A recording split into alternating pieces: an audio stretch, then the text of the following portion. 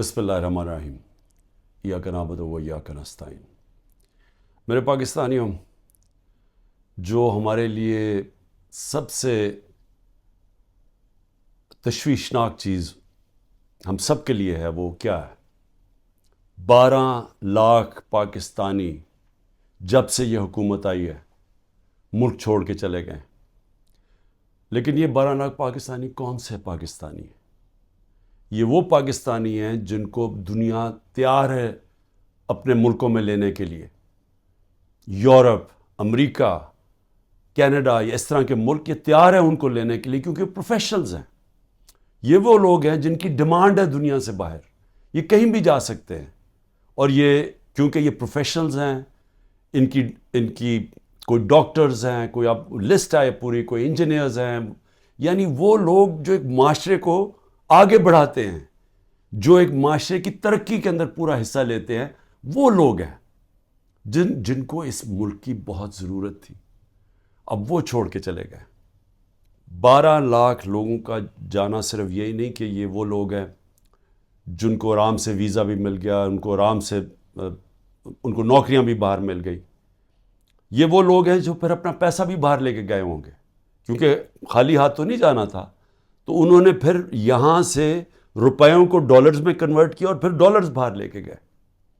تو سوچیں کہ اس کی کتنا نقصان ہوا ہوگا پاکستان کو۔ اب یہ سوچیں کہ یہ کیوں ہو رہا ہے، کیوں لوگ چھوڑ کے جا رہے ہیں۔ وہ لوگ، پھر سے میں کہتا ہوں کہ جو ایک ملک کی ترقی کی بنیاد رکھتے ہیں وہ جا رہے ہیں۔ وہ اس لیے جا رہے ہیں کہ ان کی امید ختم ہو گئی ہے ملک سے۔ یہ امید کیوں ختم ہوئی ہے؟ یہ امید اس لیے ختم ہوئی ہے کہ جو 30 سال سے اس ملک کو تباہی کے اندر جن کا پورا ہاتھ تھا، جو چوری کر کر کے ملک کا پیسہ منی لانڈر کر کے باہر لے کے جا رہے تھے، جن کے اوپر کرپشن کی کیسز کے اوپر کتابیں لکھی ہوئی تھیں، جن کی دنیا کے باہر ان کے اوپر ڈاکیومنٹریز، 2 BBC کی ڈاکیومنٹریز بنی تھی، جن کے اوپر باہر کے اخباروں کے اندر ان کی چوری کا لکھا ہوا تھا، اور کتابیں 3-4 کتابیں ہیں جو لکھی گئیں، جس میں کیپٹلزمز ایکلیز ہیل، ایک ریمنڈ بیکر کی کتاب، اس کے اندر لکھا ہوا ہے کہ ان کے جو پہلے دور میں 90 کی دہائی میں انہوں نے کتنا پیسہ چوری کیا تھا اور ملک سے باہر لے کے گئے تھے۔ تو یہ وہ 2 مافیاز، ان کو اوپر آ کے بٹھا دیا۔ لوگوں نے تھوڑی دیر سوچا کہ چلیں جی ٹھیک ہے، الیکشن آئے گا تو ہم ان کو تب ان کے خلاف کھڑے ہوں گے۔ پھر جب انہوں نے دیکھا کہ پولیٹیکل انجینئرنگ ہو رہی ہے یہاں، اور جو ملک کی اسٹیبلشمنٹ ان کے ساتھ کھڑی ہو گئی ہے، اصل مایوسی تب ہوئی ہے کہ وہ لوگ جو یہ سمجھتے تھے کہ اس ملک کی اسٹیبلشمنٹ چلے جیسی بھی ہے، اس نے غلطیاں کی ہوگی، مارشل لا لگے ہوں گے، لیکن وہ ملک کا سوچتی ہے، کیونکہ ان کا جینا مرنا پاکستان میں، ان کے انٹرسٹ پاکستان میں۔ تو جب وہ ان لوگوں کے ساتھ کھڑی ہو گئی اور پولیٹیکل انجینئرنگ شروع کر دی ان لوگوں کو پھر سے جتانے کی، اور مایوسی تب چھائی، نا امیدی اور مایوسی کب چھائی کہ جب انہوں نے تماشا دیکھا کہ جو ملک کی سب سے بڑی پارٹی ہے، 70% سے زیادہ جس کی ایکسیپٹیبلٹی آج پاکستان میں ہے، ساری سرویز کہہ رہی ہیں کہ یہ پارٹی جیتے گی اور قوم اس کے ساتھ کھڑی ہے، 37 میں سے 30 بائی الیکشن یہ جیت جاتی ہے پارٹی، اس کے باوجود کہ اسٹیبلشمنٹ ان کے ساتھ کھڑی ہوتی ہے، اس کے باوجود عوام بتا دیتی ہے کہ وہ کیا چاہتی ہے۔ جب وہ دیکھتے ہیں کہ اس پارٹی کو کرش کرنے کی کوشش کی جا رہی ہے، اس کے اوپر ہر حربہ استعمال کیا جا رہا ہے، پورا 9 مئی کا ڈرامہ جو انشاءاللہ مجھے کبھی بھی موقع ملا میں ثابت کروں گا کہ وہ سارا ڈرامہ کیا گیا تھا PTI کو کرش کرنے کا۔ اس کا کوئی مقصد یہ نہیں تھا کہ انہوں نے کوئی غدار پکڑنے تھے، یعنی خیر اب تو ہمارے پاس ایویڈنس بھی آ گئی ہے، وہ جب موقع ملے تو ہم بتائیں گے کہ کیسے پری پلان کر کے اور پھر ایک ٹریپ کرنے کی کوشش کی گئی ہے پارٹی کو، اور پھر ورکر سارے ہزاروں ورکر اندر ڈال دیے، سینئر لیڈرشپ اندر ڈال دی، پھر وہ جو باہر نکلتا تھا صرف کہ میں جی پارٹی چھوڑ رہا ہوں تو وہ باہر نکل سکتا ہے، اور پھر یہ بتایا گیا کہ یہ فوج کے خلاف ہے، یعنی تحریک انصاف فوج کے خلاف ہے۔ کون اپنی فوج کے خلاف ہوگا؟ اچھا، اور کون اپنی فوج کے اوپر حملہ کرے گا؟ کوئی جیت سکتا ہے اپنی فوج کے اوپر حملہ کر کے؟ کیا وہ نہتے لوگ اور وہ جو عورتیں ہیں جو ابھی بھی پکڑی ہوئی ہیں عورتیں، کیا ان کے ذریعے ہم نے حملہ کرنا تھا فوج کے اوپر؟ تو یہ پورا ایک پلان، ایک پروپیگنڈا کیمپین، میڈیا کے منہ بند کیا گیا، میڈیا کے اندر پوری ایک کیمپین چلائی گئی اور لوگوں کو یہ بتانے کی کوشش کی گئی کہ یہ دیکھیں جی کتنے برے لوگ ہیں، یہ ملک کے غدار ہیں. جس طرح کے لوگوں کو نہیں پتا کہ جو اوپر بٹھائے ہوئے ہیں وہ کون ہیں. یا تو لوگ بھیڑ بکریاں ہیں کہ ان کو پتہ ہی نہیں کہ اوپر کون بیٹھے ہوئے ہیں.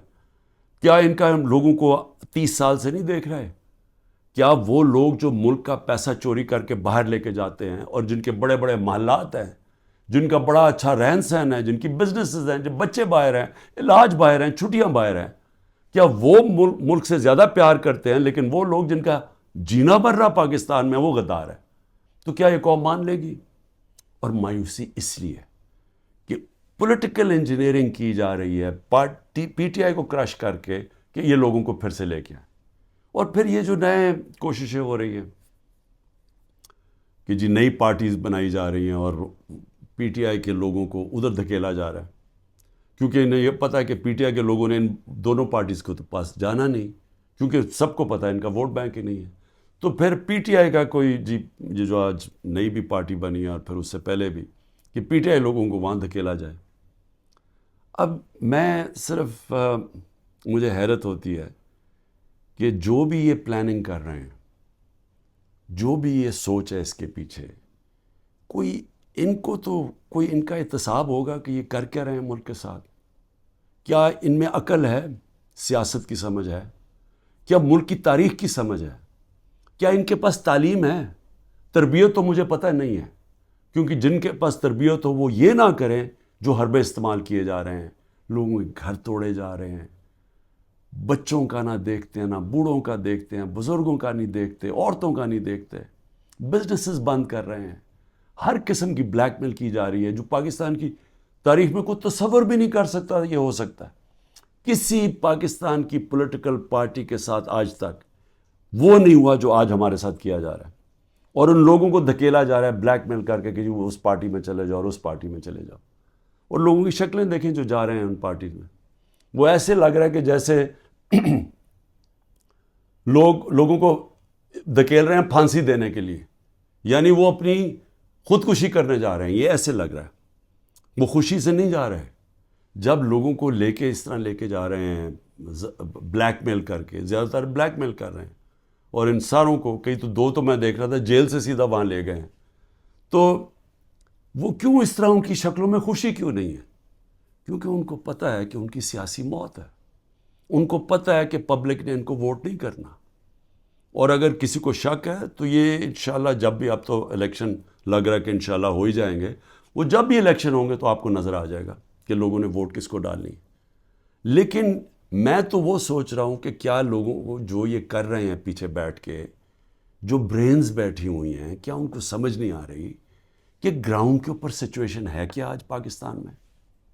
کیا ان کو یہ نہیں پتا کہ یہ پہلی دفعہ 1970 کے بعد پاکستان میں یہ ماحول بنا ہے کہ نظریہ، پہلی دفعہ نظریاتی پولیٹکس ہو رہی ہے. ووٹر نے نظریے کے اوپر ووٹ ڈال لی ہیں، شخصیتیں ختم ہی ہو گئی ہیں. آپ جو مرضی کر لیں کہ جتنے جو 1970 میں کیا ہوا تھا، بڑے بڑے نام تھے، ایسے نام تھے کہ انہوں نے کہا ہمیں کیمپین کرنے کی ضرورت نہیں ہے 1970 میں. تو ایک دم نظریہ ویسٹ پاکستان میں آیا اور 84 سیٹیں جیت گیا 137 میں سے ذوالفقار علی بھٹو. لیکن اس سے بڑا جو سیلاب آیا وہ اس پاکستان میں آیا. میرے خیال میں 168 میں سے 162 سیٹیں جیت گیا مجیب الرحمان. اور وہ کیا چاہ رہا تھا؟ انصاف چاہ رہا تھا. وہ بھی حقیقی آزادی کی بات کر رہا تھا. وہ بھی یہ کہہ رہا تھا کہ ہمیں جو ہمارا حق ہے وہ نہیں مل رہا، ہم آزاد نہیں ہیں. جو کہ آج یہ 27 سال سے تحریک انصاف کہہ رہی ہے، انصاف کی تحریک، کہ انصاف انسانوں کو آزاد کرتا ہے. تو وہ بھی یہی کہہ رہا تھا. وہ اس وقت پاکستان سے علیحدہ نہیں ہونا چاہتا تھا. اس کے آپ پڑھ لیں 6 پوائنٹس، وہ صرف انصاف چاہ رہے تھے. اور جو ہوا اس کے بعد وہ یہی ہوا کہ مس ریڈ کیا گیا، مس کیلکولیشن ہوئی، صحیح معنی میں جائزہ نہیں لے سکے ایک سچویشن کا، سیاسی سچویشن کا، اور ملک ٹوٹ گیا. آج پھر وہی ہو رہا ہے. یہ جو بنائے جا رہے ہیں لوگوں کو، اور یہ جو پارٹیز بنائی جا رہی ہیں، اور یہ جو لوگوں کو دھکیلا جا رہا ہے، اور جو ہمارے لوگوں کو توڑا جا رہا ہے، تو یہ کیا یہ سمجھ نہیں آ رہی کہ گراؤنڈ کے اوپر سچویشن وہ 1970 والا ہے؟ نظریہ کی پالیٹکس آ گئی ہے پاکستان میں. کیا یہ بائی الیکشن پہ نہیں نظر آیا کہ قوم نے کیسے لوگ نکلے ہیں، اور پہلی دفعہ sitting government back by the establishment وہ ہار جاتی ہے؟ تو ادھر نہیں اندازہ ہوا کہ کس طرف قوم جا رہی ہے، وہ اس سے اور زیادہ آگے نکل گئی ہے. میرا یہ تجزیہ ہے. وہ آدمی جس نے زیرو سے پالیٹکس شروع کی، زیرو سے، کوئی میرے باپ دادا کوئی پالیٹکس میں نہیں تھا. میں نے زیرو سے ایک پارٹی بنائی، اور آہستہ آہستہ آہستہ کوئی شارٹ کٹ نہیں لیا. حالانکہ مجھے جنرل مشرف نے آفر بھی بڑی آفر کی تھی جب میں اپنی ایک ہی سیٹ جیتا تھا کہ ان کے ساتھ مل جاؤ. کوئی شارٹ کٹ نہیں لیا، بڑا لمبا راستہ لیتے لیتے پارٹی بنائی، اور وہ پارٹی بنتی بنتی پاکستان کی سب سے بڑی پارٹی بن گئی.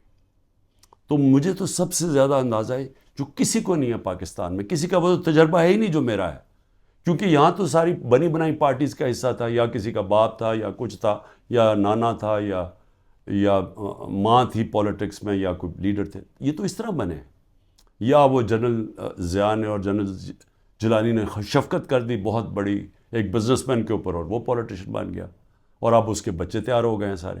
لیکن انہوں نے کوئی خود تو پارٹی نہیں بنائی، انہوں نے خود تو زیرو سے کوئی پارٹی نہیں بنائی. تو میں آج آپ کو کہہ رہا ہوں کہ عوام جدھر کھڑی ہے، یہ جو بھی حرکتیں کر رہے ہیں، اس سے صرف نفرتیں بڑھ رہی ہیں. اس سے کوئی الیکشن کے اوپر جو بھی کیلکولیشن ہے یہ غلط ہونے والی ہے. یہ جب الیکشن اناؤنس ہوں گے، پلان بنا ہوا ہے عمران خان کو ڈسکوالیفائی کرنا. بڑی تیزی سے کیسز آگے بڑھائے جا رہے ہیں، اور بڑی کسی تیزی سے کہ کسی نہ کسی طرح اس کو ڈسکوالیفائی کرو، اور یا اس کو جیل میں ڈالو. اور وہ میں تیار ہوں اس کے لیے. مجھے پتہ ہے کہ میں نے اپنی ساری پارٹی کو بتا دیا کہ یہ اگلے ہفتے سے پوری تیاری کر لو کہ میں آپ کے ساتھ نہیں ہوں گا، تو اس کی بھی میں تیاری کر رہا ہوں. لیکن میں کچھ اور کہہ رہا ہوں، کیا اس سے یہ پولیٹیکل انجینئرنگ کامیاب ہو جائے گی؟ میرے خیال میں اتنا زیادہ دھاندلی کرنی پڑے گی کہ سارا الیکشن کا پروسیس ہی ڈسکریڈٹ ہو جائے گا. جس طرح وہ سندھ میں الیکشن کرواتا ہے وہ زرداری، وہ الیکشن تو ہوتا ہی نہیں ہے. پولیس پوری پکڑ کے لوگوں کو اندر ڈال رہی ہے، باقی جو یا پیسے دے کے خرید لو اور یا پھر جیل میں ڈال دو، اور اس کے بعد الیکشن کروا دو. یہ تو الیکشن نہیں ہے. یہ تو جو لوکل گورنمنٹ الیکشن یا بائی الیکشنز میں، تو جو اصل الیکشن ہے پاکستان کا، اور 25 کروڑ لوگوں کا الیکشن ہے، اگر یہ الیکشن ٹھیک نہ کروایا گیا، اس کے اپنے اثرات ہیں. وہ اور ڈی اسٹیبلائز کرے گا. اس ملک کے اندر سیاسی استحکام آئے گا ہی نہیں، اور جب تک وہ نہیں آئے گا تو میں بار بار کہتا گیا تو معاشی استحکام نہیں آ سکتا. تو ہم تو اور ڈوبتے جائیں گے، جو قرضوں کے اندر ہم ڈوبتے جا رہے ہیں. آمدنی سکڑتی جا رہی ہے، قرضے بڑھتے جا رہے ہیں، قیمتیں بڑھتی جا رہی ہیں، لوگ غربت کی لکیر سے نیچے جا رہے ہیں، بے روزگاری بڑھتی جا رہی ہے.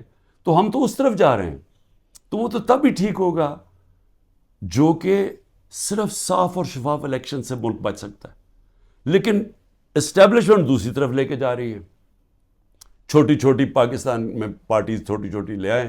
پلان تو یہ ہے کہ وہ ہر کسی کو تھوڑی سیٹیں دلوا دیں، وہ سارے اوپر، اور اوپر سے پھر اسٹیبلشمنٹ کنٹرول کرے گی پاکستان کو. تو اس سے تو ملک ٹھیک نہیں ہونے لگا. جو ملک کی ضرورت ہے وہ اس کی اپوزٹ ہے، وہ بالکل متبادل ہے اس کے. اور وہ کیا ہے کہ صاف اور شفاف الیکشن ہو، ایک پبلک مینڈیٹ سے پارٹی آئے پاور پہ، اور وہ پھر رول آف لا قائم کرے. دیکھیں جو لوگ چھوڑ کے جا رہے ہیں وہ جنگل کے قانون سے بھاگ رہے ہیں. تو جب وہ دیکھتے ہیں کسی کے گھر میں بھی توڑ کے گھس جاؤ، بیوی بچوں کو پکڑ لو، رشتہ داروں کو پکڑ لو، بزنسز بند کر دو، تو خوف آ رہا ہے لوگوں کو. پہلے تو کبھی ایسے سنتے ہی نہیں تھے، نہیں تو بیچارے غریب لوگوں سے ایسے ہوتا تھا نا. یہ میں اپنی پارٹی کو پہلی دفعہ میں اپنی پارٹی کو کہتا ہوں، جو ہمارے سے ہو رہا ہے یا کمزور سے ہمیشہ ہوتا رہا پاکستان میں جب طاقتور کے سامنے کھڑا ہوتا ہے. اور اسی لیے ملک آگے نہیں بڑھ سکتا، کیونکہ اس ملک کے اندر انصاف ہی نہیں ہے. تو یہ تو انصاف کی ساری حدیں ہی توڑ دی ہیں.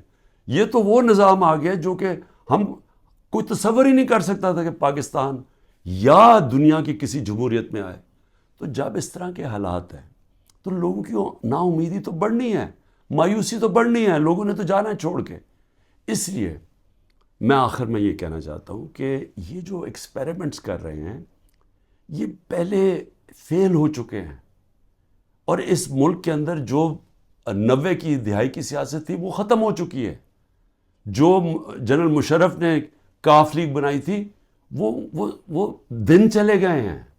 یہ دوسرا دور آ گیا, اور اس دور کے اندر سب سے ایک ہی راستہ ہے کہ صاف اور شفاف الیکشن کروائیں اور اس ملک کے اندر اسٹیبلٹی لے کے آئیں, ایک سیاسی استحکام آئے, اور اس کے بعد پھر معیشت کو ٹھیک کریں اور ملک کے اندر وہ ریفارمز کریں.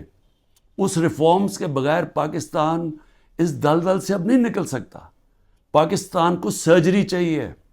اس ملک کو اب ہم وہاں پہنچ گئے ہیں کہ اگر ہم نے اپنے سارا گورننس سسٹم نہ چینج کیا, ہم نے سارا انصاف کا نظام نہ ٹھیک کیا, ہم نے جو ہمارے گورنمنٹ کارپوریشنز ہیں جو جس طرح وہ اس وقت بوجھ بنے ہوئے ہیں, ہم نے جب تک نچلی سطح کے لوگوں کے اوپر اب ان کی مدد کرنے کے لیے پروگرامز نہ بنائے تاکہ ان کو ہم سہارا دیں, کیونکہ اب جو مہنگائی آ گئی ہے لوگ کیسے گزارا کر سکتے ہیں. اور جو ہم نے ہیلتھ کارڈ لے کے آئے تھے, سوچیں کہ پہلے ہی گزارا نہیں ہو رہا تو اگر بیماری ہوگی گھر میں تو اگر آپ ہیلتھ کارڈ ہی لے جائیں گے, ہیلتھ انشورنس, وہ کیسے گزارا کریں گے. تو کیسے ہم نے نچلی سطح کے لوگوں کو اب پروٹیکٹ کرنا ہے, ان کو ہم نے معاشی طور پہ ان کی حفاظت کرنی ہے ٹارگیٹڈ سبسڈی سے. کیسے ہم نے اپنے ملک کے اندر ڈالرز کی انٹیک بڑھانی ہے, وہ کون کون سے قدم ہیں. کیسے ہم نے خرچے کم کرنے ہیں. کیسے ہم نے اپنا گورننس سسٹم ایسا کرنا ہے کہ باہر سے انویسٹر پاکستان آ سکیں. کیسے ان کو اعتماد دینا ہے اپنے رول آف لاء پہ کہ ہمارے یہاں اس ملک کے اندر آپ اگر اپنی سرمایہ کاری کریں گے تو ہم اس کی حفاظت, ہمارا قانون اس کی حفاظت کرے گا, لیول پلینگ فیلڈ دے گا, وہ کنڈیشنز دے گا کہ جب اب مثلا چائنا سے جب انڈسٹری ہم چاہتے تھے کہ پاکستان آئے, تو میری جب پریمیئر لی سے ان کے بات ہوئی تو انہوں نے مجھے کیا کہا, انہوں نے کہا دیکھیں مسئلہ یہ ہے کہ پاکستان میں ہمارے سارے انڈسٹریز کہتے ہیں کہ ٹائم بہت لگتا ہے, یہاں کام ہی نہیں ہوتا آپ کی, بڑا سلو ہے آپ کا سسٹم. جبکہ وہ ویتنام جاتے ہیں, اور وہ بنگلہ دیش کی بھی بات کر رہا تھا کہ وہاں بڑی جلدی ان کا کام ہو جاتا ہے انویسٹر کے لیے. تو ایک انویسٹر کے پاس ٹائم نہیں ہوتا. تو یہ ہمیں ساری اصلاحات کرنی پڑیں گی, اور اس کے لیے سب سے بڑی ضرورت ہے کہ صاف اور شفاف الیکشن سے ایک مضبوط, ایک سٹیبل حکومت آئے. سٹیبلٹی اب صرف ایک طرح ہی آئے گی, صاف اور شفاف الیکشن, اور یہ پولیٹیکل انجینئرنگ کو مسترد کیا جائے. پاکستان زندہ باد.